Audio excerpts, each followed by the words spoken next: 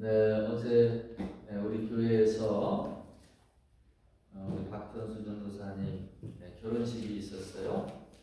성대한 결혼잔치 또 많이 수고해 주시고 힘써 주셔서 모두가 다 기뻐하며 즐거워할 수 있었던 귀한 결혼식을 가졌습니다. 저도 결혼식 주례하면서 더 젊어지는 그런 느낌 받았었고요. 이 결혼식을 보면서 우리가 맞이하게 될 그 어린 양 혼인잔치, 성경의 마지막 날 되어질 우리 교회와 또 우리 예수 그리스도와의 그 만남의 잔치가 생각이 났습니다.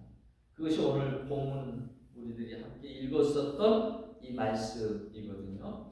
여기 보면 정말 허다한 무리의 큰 찬송 소리가 울려 퍼지며 천국 혼인잔치 모습들이 그려져 있습니다. 우리가 요한계시록 그러면 무서운 종말 얘기, 마지막 심판 얘기 같아서 많이 두려워하는 그런 분들이 있습니다만 이 어린 양의 혼인잔치의 이야기는 예비된 성도들에게 기쁨과 영광의 어떤 빵빠레가 울리는 것처럼 그런 잔치 모습으로 그려지고 있다라고 하는 사실이에요. 이 잔치에 참여하는 자들은 누구입니까? 들림받은 성도들입니다. 계시록의 이 마지막 한 일에 다니엘이 예언했었던 그 한 일회에 7년 대환란이 이 땅 가운데 일어나죠. 마지막에 7 인의 재앙, 7 나팔의 재앙, 7 대접의 재앙들이 일어납니다. 6 인을 뗄 때에 어찌 보면은 마지막 되어질 그 징조들에 대한 부분이 많이 다루어져 있고 마지막 6번째 인에서는 또 전염병과 같은 그 인구의 거의 4분의 1에 대한 사람들이 이렇게 죽어나가는 그런 모습들도 나오거든요. 이와 같이 여러 가지 재앙들이 이 땅에 이루어질 때에 이곳에서 하나님의 백성들을 하나님이 들려 올리십니다. 이걸 휴거라고 그렇게 이야기하는데 땅에서는 그 재앙으로 인한 고통의 소리, 처절한 또 비명의 소리들이 가득한데 그 하늘에서는 어린 양 예수 그리스도와 함께 혼인잔치가 벌어져요. 마치 출애굽 때에 6월절 날 모든 애굽의 초태생들이 짐승이나 사람이나 다 그 초태생 장자들이 다 죽어나가서 곳곳마다 집집마다 통곡하는 소리가 있는 그때에 하나님의 예루살렘 이 이스라엘 진영에는 이스라엘 백성들이 거하는 곳에는 어린 양의 피로 문설주를 발라 죽음의 신이 넘어가게 했죠. 그 집은 건들지 말라. 어린 양의 피가 덮인 곳 그것은 건들지 말라. 그래서 하나님의 보호하심 가운데 그들이 건진받고 지금까지도 6월절이라고 하는 민족의 대명절로 자기들은 지키고 있습니다. 마찬가지로 하나님께서 이 땅의 환난 가운데서 특별히 하나님의 어린 양 예수 그리스도 그분의 혼인잔치에 참여시키셔서 함께 이 기쁨의 잔치를 벌이는 그 모습 오늘 읽었던 요한계시록 19장의 모습인데요. 이 말씀을 통해서 어떤 자들이 예수님의 혼인잔치에 참여하고 있는지 좀 더 구체적으로 살펴보기로 합니다. 첫 번째로 보면 7절 말씀에 그의 아내가 자신을 준비하였으므로 어린 양 혼인잔치에 참석한 자들을 묘사하는 것 가운데 준비되어 있다라고 하는 이 표현이 제일 먼저 들어오게 됩니다. 어떤 자가 어린 양 혼인잔치에 참석하느냐? 준비된 자가 참석한다라는 거예요. 모든 사람이 다 참여하는 게 아니라 깨어있는 사람, 그 어린 양 혼인잔치를 준비하는 사람이 그 잔치에 참여할 수 있다라고 말씀해 주고 있습니다. 예수 그리스도를 믿는 우리는, 교회는 그리스도의 신부입니다. 성경은 하나님의 백성과의 관계에서 우리 믿는 자들을 하나님의 신부로 그렇게 묘사하고 있습니다. 신약 성경에서도 그리스도와 교회의 관계를 신랑과 신부로 그렇게 묘사하고 있습니다. 어린 양의 혼인 기약이 이르렀다라고 그랬는데 결혼의 때가 되었다라는 것이죠. 이것은 예수님의 세컨드 커밍, 첫 번째 유대 땅 베들레헴에 오셨던 것과 같지 않게 만왕의 왕으로서 심판의 주로서 통치자로서 그렇게 오시는 세컨드 커밍의 예수 그리스도, 그 사건이 이제 이루어졌다라는 것이죠. 그때에 그 아내가 자신을 준비하였으므로 7절 말씀입니다. 그 아내가 준비되었다. 신부가 단장되었고 준비되었다. 그 단장된 신부들이 이 혼인잔치에 참석하고 있는 것이죠.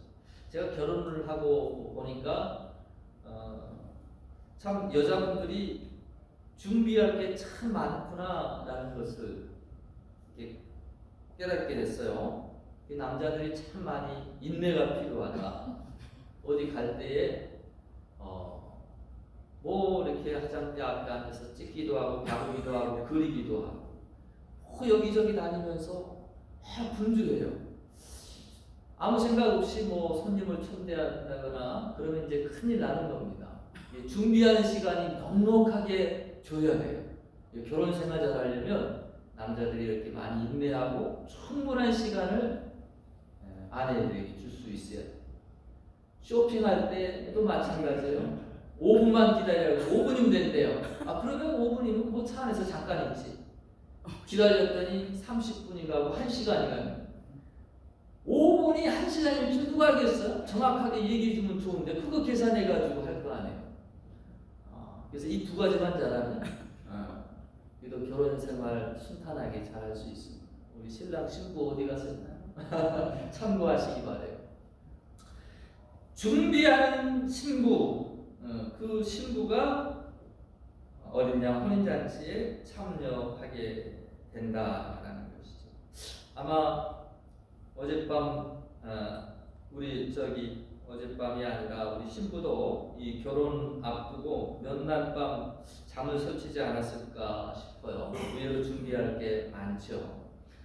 마태복음 25장에 보면 열처녀의 비유가 나오는데 그때 천국은 마치 등불을 들고 신랑을 맞으러 나간 열처녀와 같다 하리니 예수님이 비유로 말씀하시는 거예요. 그러면서 그 열처녀 가운데 슬기로운 5처녀와 미련한 처녀를 구분하십니다. 여기에서 이 슬기로운 자는 누군가 하면 바로 준비하는 자였다라는 것이죠. 기름을 준비하고 만반의 준비를 하고 주님 오실 때 보라 신랑이로다 맞으라 할 때에 바로 준비됐던 그 자세를 흐트리지 않고 있다가 예수님을 영접한 이 5 슬기로운 처녀 이야기가 나옵니다. 반면에 준비되지 못한 자들은 혼인잔치문이 닫히고 밖에서 문을 두드리면서 들어가게 해달라고 하는데 결국 들어가지 못하는 그 안타까운 모습을 접하게 되죠. 예수님의 이 땅에 오심도 그와 같을 것이다 라는 거예요. 준비된 자는 들어가지만 그렇지 못한 자는 바깥에서 이를 갈며 슬피 우는 그와 같은 일들이 일어날 것이다 라는 것을 말씀해 줍니다. 왜 준비하지 못했을까요? 말씀 가운데 보면 준비하지 못한 그 이유가 신랑이 더디 옴으로 인해서 신랑이 좀 늦게 왔다라는 것이죠. 지금처럼 뭐 시간이 정확하고 시계가 있고 각자가 또 교통편이 잘 발달되어 있는 그런 시절이 아니잖아요. 혼인 서약을 하고 그 다음에 신랑이 또 나름대로 준비를 해서 한 달이 될 수 있고 1년이 될 수도 있고 신부는 대기하고 있는 거예요. 약혼을 한 다음에 결혼하기까지. 그래서 신랑이 준비되면 그때 데리러 오는 것이 이제 유대 민족 그 결혼의 풍속이었거든요. 기다리는데 너무 더디 왔다라는 것입니다. 그러면서 어떻게 됩니까? 마음도 느슨해지고 정말 오기는 오는 건가? 그렇게 경계가 풀어지고 그러다가 잠이 들었다라는 것이죠. 여러분, 예수님께서 내가 곧 오리라 라고 말씀하시며 가셨는데, 하늘나라로 가셨는데, 사도 바울 같은 경우는 자기 생애에 예수님이 다시 올 것이다 라고 하는 그런 긴박함 가운데 살고 있었습니다. 그래서 경건의 삶을 위해서 차라리 나처럼 독신하는 것도 좋다라고 할 정도로 그렇게 긴박성을 가지고 있었다는 것이죠. 여러분, 얼마나 예수님이 다시 오실 예수님이, 우리의 신랑 되신, 우리의 구주 되신 예수님이 이 땅에 오실 것이다라고 하는 그 생각을 가지고 살아가십니까? 준비하는 자 되시기 바랍니다. 깨어 있는 자 되어지시기를 바랍니다. 9절 말씀에 보면 두 번째로는 청함을 받은 자 복이 있다라고 말씀을 해주고 있어요. 아무나 잔치에 참여할 수 있는 것이 아닙니다. 청함이 있어야 됩니다. 혼인잔치에 청함을 받는 자가 복이 있다라고 말씀해 주고 있습니다. 아무리 믿고자 해도요, 복음의 눈이 가려져 있는 자들이 있어요. 귀가 닫혀져 있는 사람들이 있어요. 이 세상의 어둠의 권세자들이, 미혹해하는 영들이 천국 복음의 말씀을 들어도, 생명의 말씀을 들어도 그 말씀들을 곡해하고 또 깨닫지 못하도록 역사하는 어둠의 영들이 있다라는 것입니다. 그런데 복음이 내 귀에 들려졌고 믿어졌다라면 청함을 받은 존재다라는 것이죠. 하나님의 음성을 듣고 하나님의 말씀이 깨달아지고 이것이 복된 것입니다. 근데 여러분, 청함을 입었다는 것이 다 된 것이 아니라는 거예요. 청함 받는 것은 은혜로 주어지는 것이고요. 이것이 첫 번째 단추입니다. 마태복음 22장에 보면 이 어린 양의 혼인잔치를 비유하는 임금이 잔치를 베푸는 모습으로 예수님께서 그렇게 설명을 해 주십니다. 왕이 초청을 합니다. 소를 잡고 음식을 푸짐하게 준비하고 초청을 했습니다. 종들을 보내서 초청을 공유하는데 이 초청받은 자들이 오기를 싫어하는 거예요. 누가복음 14장에 동일한 그 비유를 기록하고 있는데 여기에 오지 않는 초청을 거절한 이유들을 보니까 나는 밭을 샀습니다. 나는 소 5개를 샀습니다. 나는 장가 들었습니다. 다들 하나같이 세상 일에 바쁜 거예요. 자기 딸에는 중요한 일들이에요. 우리가 봐도 그것은 중요한 일들이에요. 이해해 줄 수 있는 부분인데요. 이와 같은 일들로 인해서 가지 못하니 양해해 달라라고 그렇게 부탁합니다. 세상 일에 바쁜 것이죠. 마태복음 22장 14절에 이 사건을 알아보면서 이와 같이 얘기합니다. 청함을 받은 자는 많되 택함을 입은 자는 적으니라. 여러분, 청함뿐만 아니라 택함까지 받을 수 있는 복된 여러분 되시기를 축원합니다. 아멘. 아무나 청함 받는 건 아니지만 그 복됨을 받고도 청함을 받았지만 택함을 잊지 못한 자들이 죽지 않다는 안타까운 부분을 우리가 보게 된 것이죠. 주께서 우리의 인생에 찾아와 주셨습니다. 믿음의 선물을 주셨습니다. 영적 세계에 신령한 것들을 맛보게 하셨습니다. 그럼에도 불구하고 여전히 세상의 바쁜 것 때문에 또 여전히 그 사람이 생각하는 중요한 가치관이 틀려서 하늘의 것보다도 세상 것을 움켜잡고 살아가는 사람들이 참으로 많다라는 것입니다. 그러나 결국 이것은 무엇을 더 중요시 여기느냐 가치의 문제이고요. 내가 무엇을 선택하느냐 선택의 문제입니다. 뭐 이것도 하고 저것도 하면 얼마나 좋겠습니까마는 하나님께서는 하나님을 믿고 세상도 짝하고 그렇게 즐겁게 지낼 수 있다라면 좋겠지만 그럴 수 없다라는 것이죠. 누가복음 16장 13절에 뭐라고 하십니까? 집 하인이 두 주인을 섬길 수 없나니 혹 이를 미워하고 저를 사랑하거나 혹 이를 중히 여기고 저를 경히 여길 것입니다. 너희가 하나님과 재물을 겸하여 섬길 수 없느니라. 여러분, 하나님은 두 팔 벌려서 나를 초청하셨습니다. 그 부름에 어떻게 응답하고 계십니다.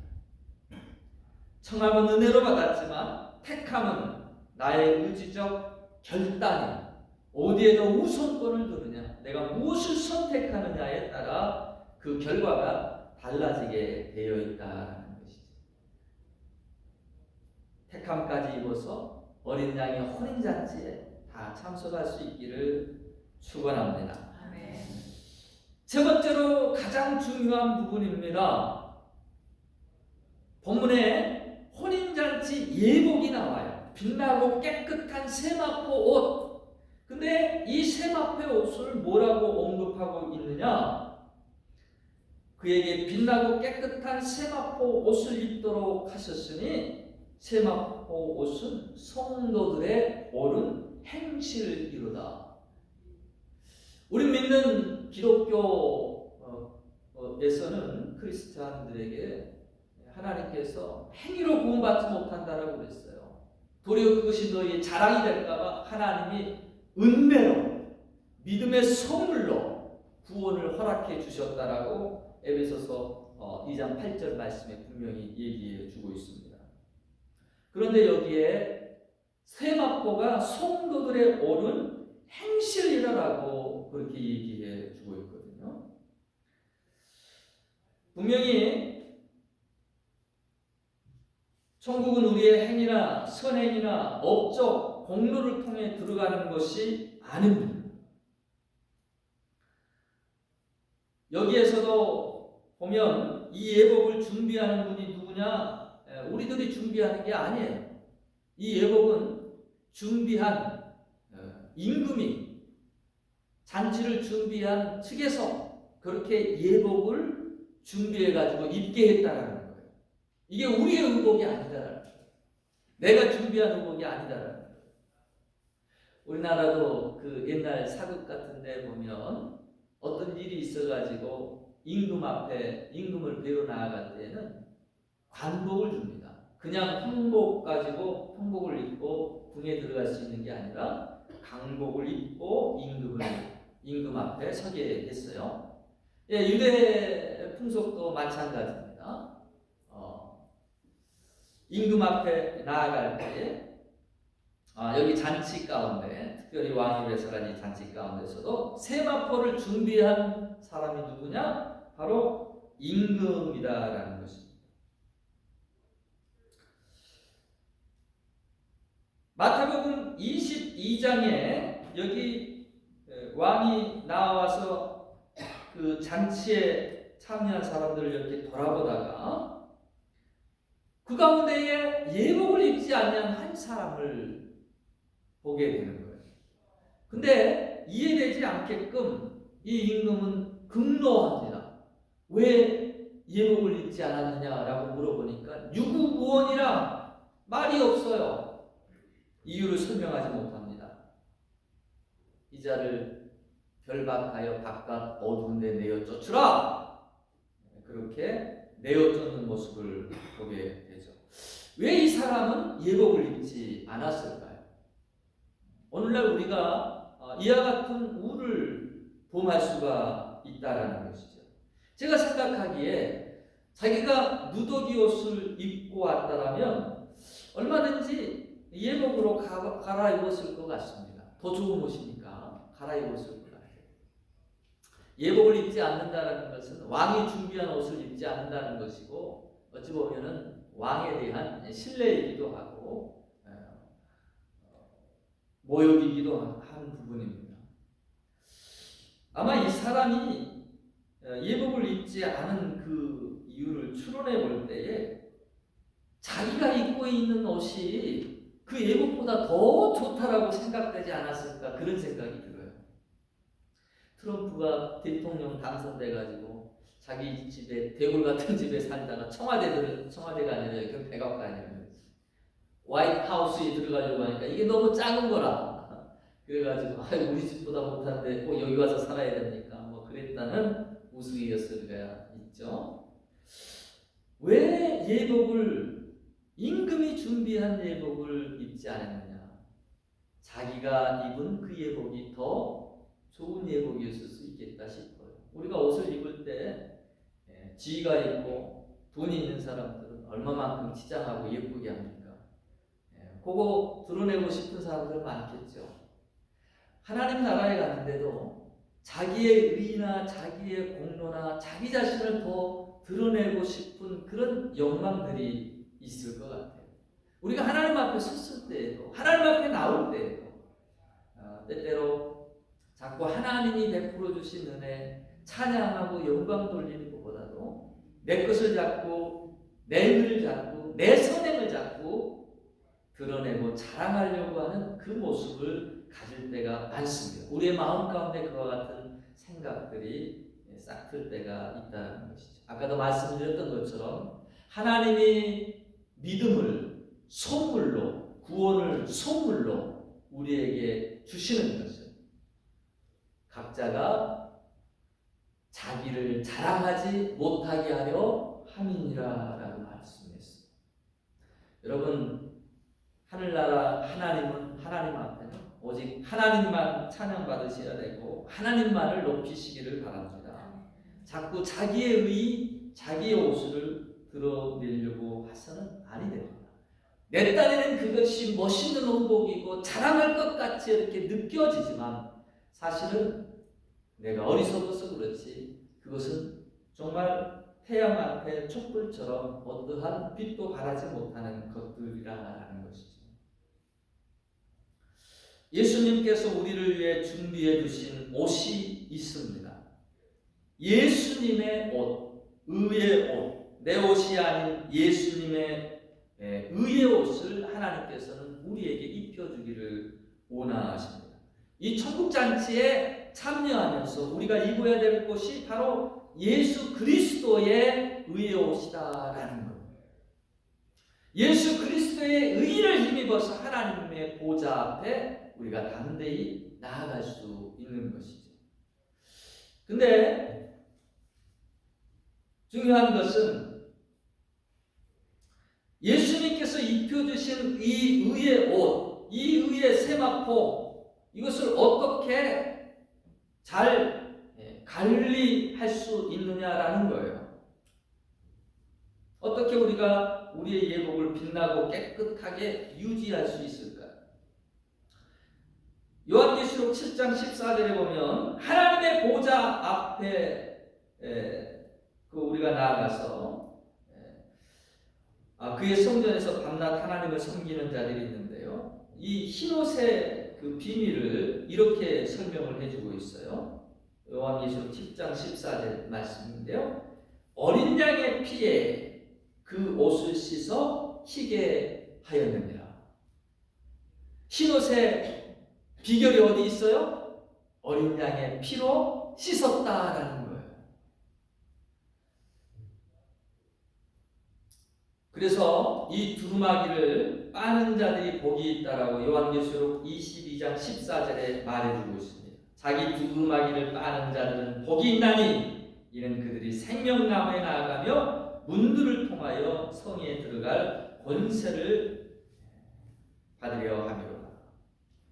결국 성도의 옳은 행실, 우리 성도들이 해야 될 바른 모습, 이 세마포와 함께 우리들이 해야 될 일, 가장 중요한 것, 그것은 이 세마포를 예수 그리스도의 그 보혈로 늘 빠는 자가 되어야 된다라는 것입니다. 우리의 옷이 더러지면 우리는 세탁하잖아요. 더러워지면 빨 줄을 압니다. 주님이 입혀주신 의의 옷, 그 옷을 입었지만 여러분, 우리의 그 입혀주신, 예수님이 입혀주신 그 세마포의 모습은 어떠합니까? 어린 양이 보혈로 깨끗이 씻겨져 있습니까? 하나님께서 오라 우리가 서로 변론하자. 너희 죄가 진홍 같을지라도 흰눈같이 검붉은 주홍같이 검붉을지라도 양털같이 깨끗게 하리라. 저는 미쁘시고 의로우사 우리 죄를 자백하면 모든 죄악을 깨끗게 씻어 주신다라고 하나님은 그렇게 말씀하고 있습니다. 여러분, 우리의 삶에서 내 영혼을 정화시키는 작업, 회개를 통하여 나의 생각들을 늘 그리스도의 보혈로 이렇게 씻겨나가는 이 작업, 참 중요한 부분이다라는 것이에요. 여러분, 회개해 보신 지가 언제입니까? 나의 삶을 돌이켜보면서 나의 죄악을 자백하고 또한 용서를 구해보신 적이 언제입니까? 많은 이들이 교회에 나와서 기도의 시간에 하는 기도의 내용들을 보면 자기의 소원들을 이루고자 하는 것들을 많이 기도하는데 시간을 드립니다. 그러나 더 중요한 것은 하나님 앞에 나 자신을 돌이켜보면서 늘 우리 가운데 제거해야 될 죄악의 모습들, 잘못된 생각들 하나하나 다듬어가고 빨아낼 수 있어야 돼요. 그렇게 열심히 두루마기를 빠는 자, 나도 모르게 어느새 그 입혀주셨던 예수님의 의의 옷을 따라 우리의 모습 속에서도 예수님의 모습이 드러나기 시작합니다. 나의 말에서, 나의 행동에서, 나의 발걸음에서 예수 그리스도의 향내가 나타나기 시작하게 되는 것입니다. 나는 언약의 신부로서 정결하게 준비되어 있는지 돌아보기를 원합니다. 세상 바쁜 일들에 밀려 청함은 받은 자임에도 불구하고 택함을 입은 자리에는 나아가지 못하고 있지는 않은지, 나의 예복은 어린 양의 피로 씻겨져서 깨끗한 상태인지, 아니면 여러 가지 탐욕과 더러운 것들로 그 세마포가 얼룩져 있지는 않은지 돌이켜볼 수 있기를 원합니다. 정결하게 씻기를 원합니다. 어린 양의 신부, 주님의 혼인잔치에 참석할 신부로서 정결하게 준비되고 다듬어져 어린 양 혼인잔치에 다같이 거룩한 신부로 참여할 수 있는 저와 여러분 되어질 수 있기를 주의 이름으로 축원합니다.